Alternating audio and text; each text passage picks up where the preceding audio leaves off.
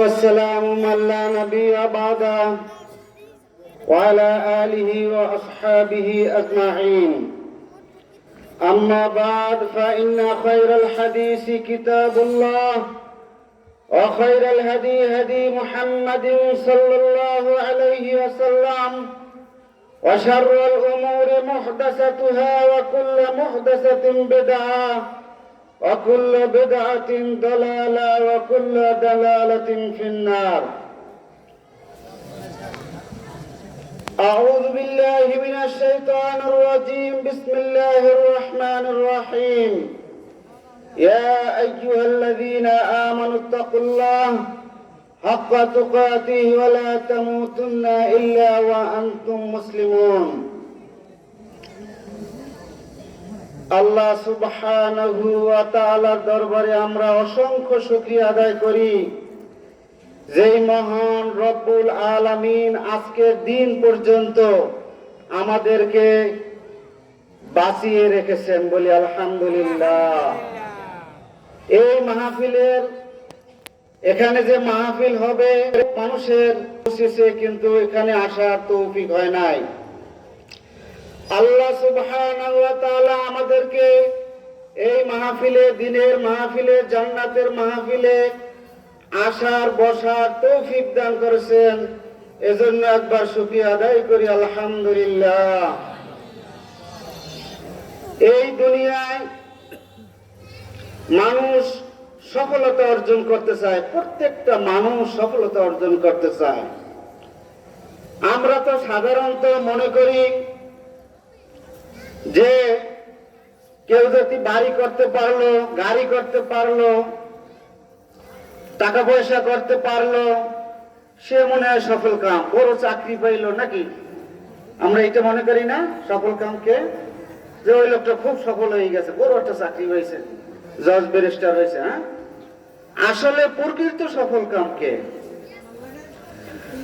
আল্লাহ সুবহানাহু ওয়া তাআলা বলেন, উলাইকা আলা হুদাম মির রাব্বিহিম ওয়া উলাইকা হুমুল মুফলিহুন। আল্লাহ সুবহানাহু ওয়া তাআলা বলেন, দুনিয়ায় যে বড় লোক হয়েছে, টাকার মালিক হয়েছে, সম্পদের মালিক হয়েছে, বড় চাকরি পেয়েছে, বড় মুহাদ্দিস হয়েছে, সে সফল কাম নয়। আল্লাহ সুবহানাহু ওয়া তাআলা বলেন, ওই মানুষগুলো সফল কাম যাকে আল্লাহ সুবহানাহু ওয়া তাআলা হেদায়েতের মতো দৌলত দান করেছেন, অর্থাৎ হেদায়েত দান করেছেন। সফল কাম কারা? আল্লাহ সুবহানাহু ওয়া তাআলা যাদেরকে হেদায়েত দান করেছেন। এই জন্য আমরা সব সময় আল্লাহ সুবহানাহু ওয়া তাআলার কাছে কোন কিছু চাওয়ার আগে হেদায়েত চাবো, যে আল্লাহ আপনি আমাকে হেদায়েত দান করেন। আমরা 5 ওয়াক্ত নামাজ পড়ি, নামাজের ভিতরে সূরা ফাতিহা পড়ি। যখন ফাতিহা পড়ি আমরা বলি ইহদিনাস সিরাতাল মুস্তাকিম।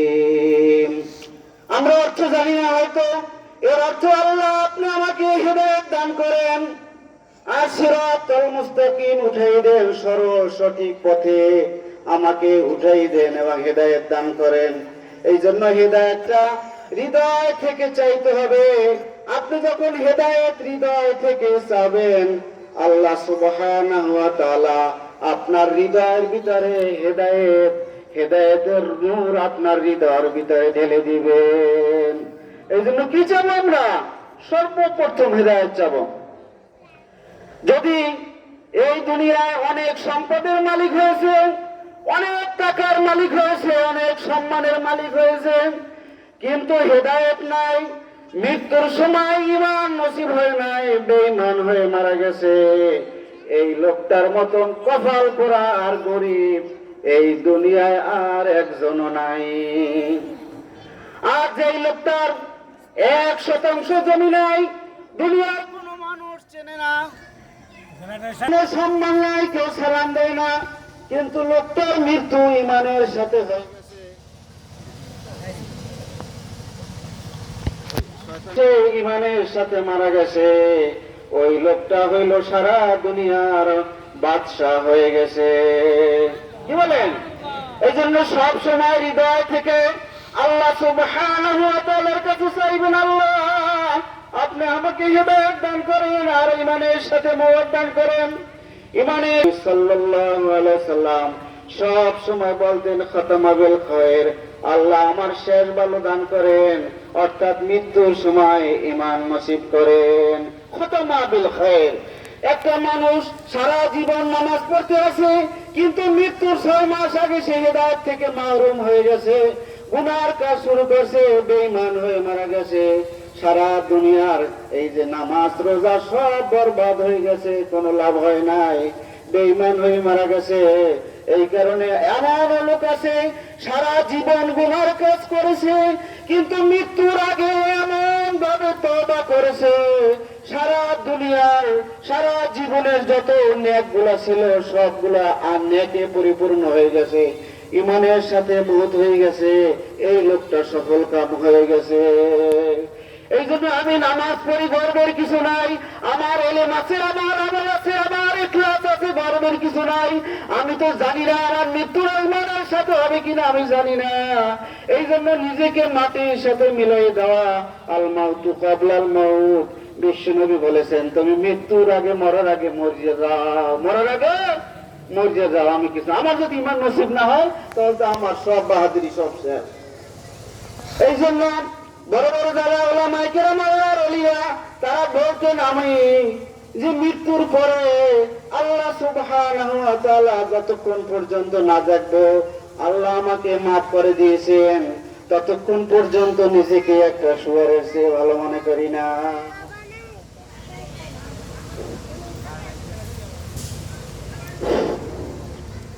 তাহলে আমাদের কি নাই? গর্ব করার, অহংকার করার, এলেমের আমলের অহংকার করার কিছু নাই, আছে?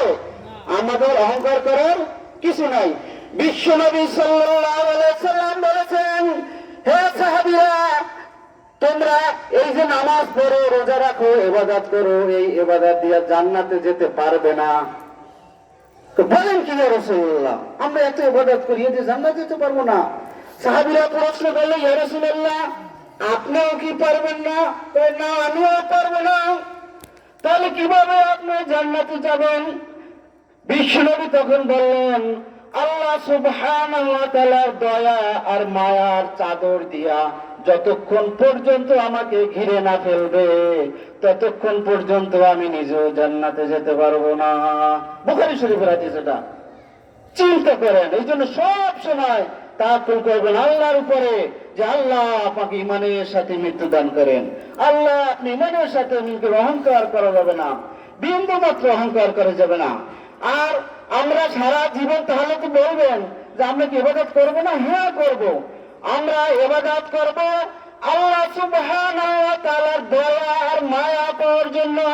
আল্লাহ সুবহানাহু ওয়া তাআলা আমার উপরে যেন দয়া করেন, মায়া করেন, এই জন্য সারা জীবন আমরা ইবাদত করে যাব। এই জন্য আল্লাহ সুবহানাহু ওয়া তাআলার হুকুম আর রাসূলের তরিকায় আমাদের জীবন পরিচালনা করতে হবে। আমাদের ভিতরে যত দোষ ত্রুটি আছে, আমাদের ইমানের ভিতরে, আমলের ভিতরে, ইখলাসের ভিতরে যত ত্রুটি আছে, এই ত্রুটিগুলো আমাদেরকে দূর করতে হবে। আমরা নামাজ পড়ি, রোজা রাখি, সব আমল করি, কিন্তু দেখা গেছে আমাদের ভিতরে একটা সামান্য ত্রুটি আছে। কি ত্রুটি আছে? আমার মুখটা খারাপ, আমার জবানটা খারাপ, আমার মুখের ব্যবহারটা খারাপ।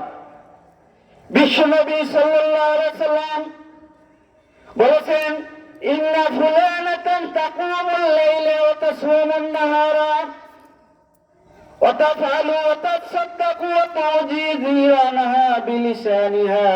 ফাকালা রাসূলুল্লাহ সাল্লাল্লাহু আলাইহি ওয়াসাল্লাম, লা খায়রা ফিহা হিয়া মিন আহলিন নার। ইমাম বুখারী আদাবুল মুফরাদ প্রথম যে কিতাব লেখছেন, ইমাম বুখারী সহিহ বুখারী লেখার আগে যে কিতাবটা লেখছেন আদাবুল মুফরাদ, এই কিতাবে হাদিস বর্ণনা করছে, হাদিস সহিহ।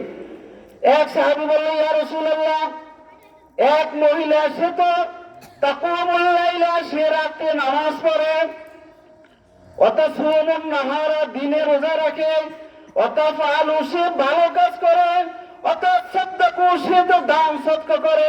কত কি গুণ করলো? হ্যাঁ, দিনে নামাজ, রাত্রে নামাজ পড়ে, অর্থাৎ তাহাজ্জুদ গুজার, কিয়াম করে, আর কি করে?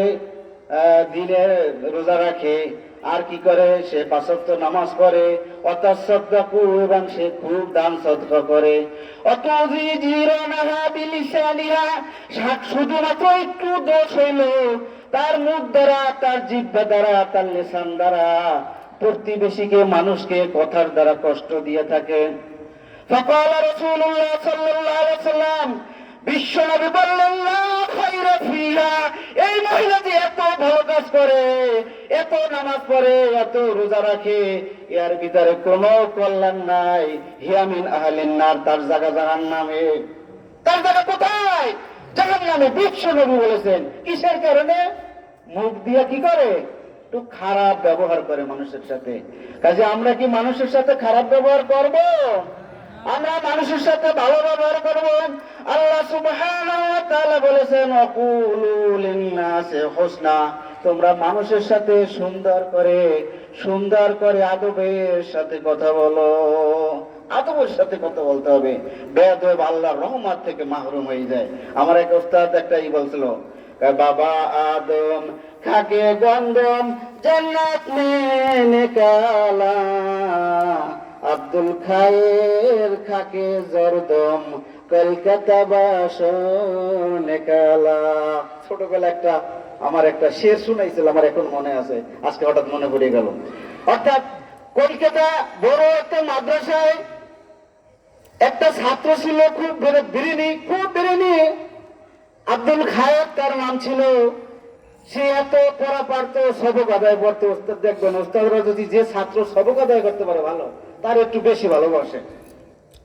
তো ওই আব্দুল খায়ের সে ওই ওস্তাদে পছন্দ করছে, খুব পছন্দ করার পর সে কাছে ডাকিয়া পান দেয়, পান, কথা বলছেন, পান বানাই খাওয়ায়, এটা খাওয়ায়, ওটা খাওয়ায়। তো একদিন ওস্তাদের সামনে ওই খাওয়াইতে একদিন ওস্তাদের হুকুম ছাড়া জর্দা ওই নিয়ে খাইছে বাড়া দিয়া। তো ওস্তাদ বর্দ করে না, মনের মধ্যে একটু সুন্নত করে আসছে, কথা বুঝতে পারছে। ওটা না মানুষের, আমার সাথে একজন খারাপ ব্যবহার করলে কিছু কর না, বর্দ হতেন না, কিন্তু মনের ভিতরে কি হয়, একটু সুন্নত করে ওঠে না। তাই ওস্তাদের একটু সুন্নত করে আসছে। ওঠার পর ওই ছাত্র আর পড়াশোনা ভালো লাগে না, এখন কেমন জানি অস্থির ভাব হয়ে গেছে। এখন উনি বুঝতে পারছে যে ওস্তাদেরই লাগছে। তা উনি ওই একবার মাদ্রাসাতে বের হয়ে চলে গেছে।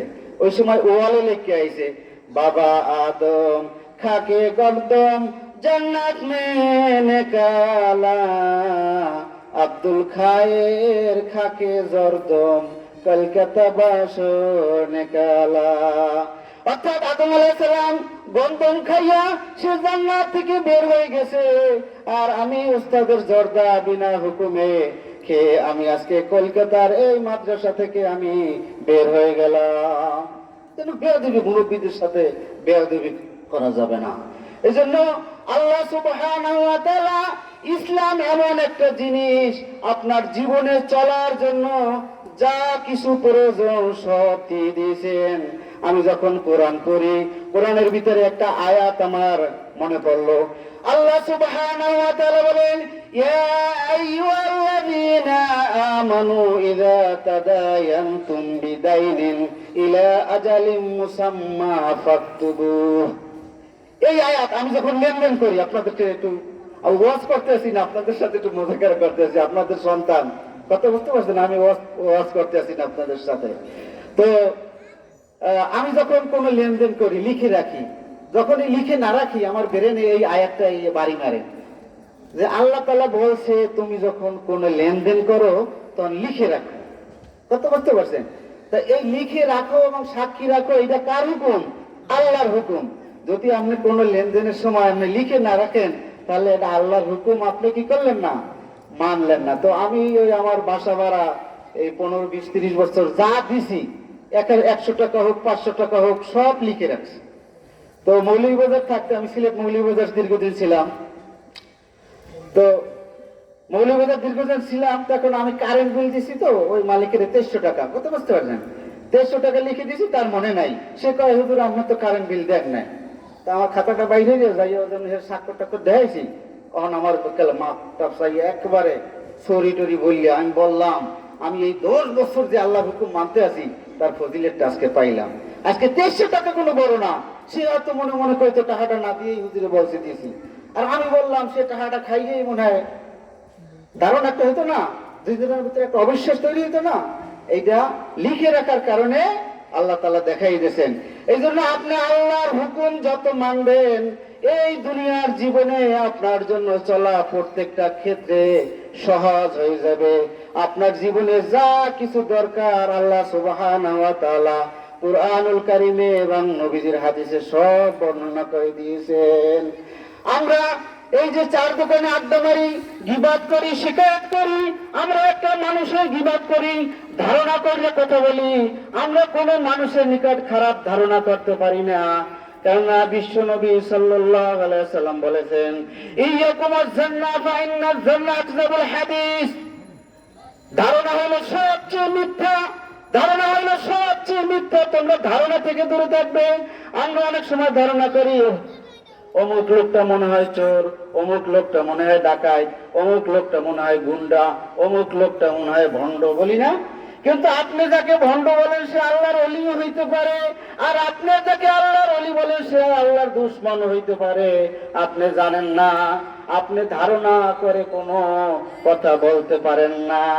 বিশ্বনবী সাল্লাল্লাহু আলাইহি জন্য কোনো ধারণা করে কথা বলবেন না, আর সমস্ত কিছু সন্দেহের জিনিস সব দূর করে দেবেন। একবার বিশ্বনবী সাল্লাল্লাহু আলাইহি সাল্লাম মসজিদে নববীতে তার এক বিবির সাথে ফুসফুস করে কথা বলতেছিল। বিবি সাফিয়ার সাথে কি বলতেছিল? ফুসফুস করে কথা বলতেছিল। তা পাশ থেকে দুইজন সাহাবী চলে গেছেন।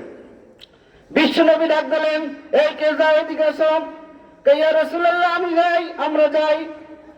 এই একটু আগে যে আমি ফিস করে এক মহিলার সাথে কথা বলি, তুমি কি শুনছো? সাহাবী লজ্জা পেয়ে গেছে। কি বলেন ইয়া রাসূলুল্লাহ? শুনছি। ওই যে মহিলার সাথে আমি কথা বলছি সে আমার বিবি সাফিয়া, আমার জন্য গোশত আর রুটি এই মসজিদে নববীতে নিয়ে আসছেন। তোমার ইয়া রাসূলুল্লাহ এটা কেন বললেন? শয়তান মরে নাই, শয়তান প্রত্যেকটা মানুষের রগে রগে চলে। একদিন হয়তো তুমি বলবা যে বিশ্ব নবীকে রাতের আধারে দেখছি মসজিদে নববীতে এক মহিলার সাথে ফিসফিসাইয়া কথা বলে। ক্লিয়ার করে দিয়েছে। এই জন্য সব ক্লিয়ার করে দেবেন। এই জন্য জীবনে, আমাদের জীবনে যত ইসলাম আনবেন, যত ইসলামের উপরে মানবেন, আপনার জীবন সমস্ত ক্ষেত্রে চলা সহজ হয়ে যাবে।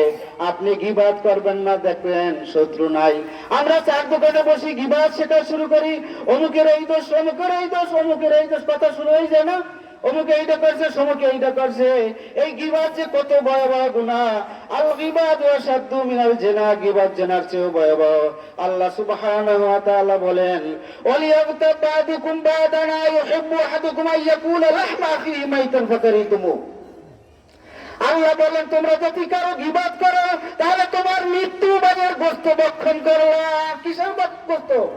মৃত্যু ভাইয়ের গোশত ভক্ষণ করলাম। মৃত্যু মানুষের গোশততে এমনি হারাম, তারপর আবার মৃত্যু, তারপর আবার নিজের ভাই। কয়টা আল্লাহ তাআলা তাগিদ দিয়েছে। কাজী আমরা কিন্তু এই গীবাত কি করতে আসি? অহরহ করতে আসি। আর এই গীবাত করার কারণে আমার নেকগুলো তার আমলনামায় চলে যাচ্ছে, আর তার ইগুলান গুনাহগুলো আমলনামায় আসছে। আবার আপনি এইটা হচ্ছে হকুল ইবাদ, এইটা হচ্ছে বন্দার হক। যার গীবাত করছেন তার কাছে যতক্ষণ পর্যন্ত মাফ না চাইবেন আল্লাহ সুবহানাহু ওয়া তাআলা আপনাকে মাফ করবে না। এই জন্য আমরা গীবাত বন্ধ করতে রাজি আছি ইনশাআল্লাহ। আজকে থেকে বলি যে আর কোন মানুষের দোষ বলবো না। বুদ্ধিমান অপরের দোষ অনুসন্ধান করে, আর যারা জ্ঞানী তারা নিজের দোষ অনুসন্ধান করে। বুদ্ধিমান অপরের দোষ তালাশ করে, আর জ্ঞানীরা নিজের দোষ তালাশ করে। এখন থেকে আমরা নিজের দোষ তালাশ করতে রাজি আছি না? কি বলেন?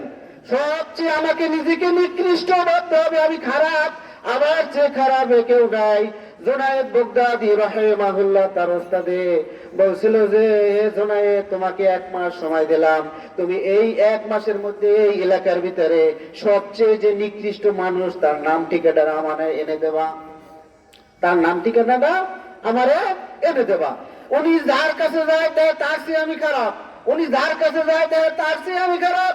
তারপর শেষ পর্যন্ত এসে নিজের নামটা ওস্তাদের কাছে লিখে দিয়েছে, নিজের নাম। তুমি বেয়াদবি করলে, তোমারে বললাম এই এলাকার ভিতরে সবচেয়ে নিকৃষ্ট লোক তার নাম দেবা। হুজুর বেয়াদবি মাফ করবেন, আমি যার কাছে গেছি দেখি আমি হিসাব নিকাশ করে তার চেয়ে আমি জুনায়েদ নিকৃষ্ট। তাই নাকি? অন্তর থেকে বলছি। হ্যাঁ, অন্তর থেকে বলছি। যাও বাবা, আমি তোমার জন্য পরীক্ষা করছিলাম যে আসলে এই এই তোমার তাকলু, এই তাওয়াজ্জুটা তোমার ভিতরে আসছে কিনা। এই জন্য মনে করতে হবে আমার সে গুনাহগার কেউ নাই। এইরকম নিজেকে যদি বিলাইয়া দিতে পারেন তাহলে আল্লাহর রহমত, সাহায্য, মদদ একের পর একের আসতে থাকবে। কাজে আমরা সবচেয়ে নিজেকে নিকৃষ্ট ভাববো। আল্লাহ সুবহানাহু ওয়া তাআলা বলেছেন, আল্লাহ সুবহানাহু ওয়া তাআলা বলেছেন, ইন্নাল্লাযীনা আমানু ওয়া আমিলুস সালিহাতি সায়াজআলু লাহুমুর রাহমানু উদ্দা। যারা ঈমান আনবে, আমলে সালেহ করবে, আল্লাহ সুবহানাহু ওয়া তাআলা তাদেরকে ভালোবাসবেন আর ভালোবাসা দান করবেন। আল্লাহ সুবহানাহু ওয়া তাআলা যাকে ভালোবাসবেন, দুনিয়ার কুল মাখলুকাত যা আছে সবাই তাকে ভালোবাসা শুরু করবে। অতএব আমার জীবনের ভিতরে উত্তম আদর্শ, উত্তম চরিত্র আনার জন্য আমরা মেহনত করতে রাজি আছি না?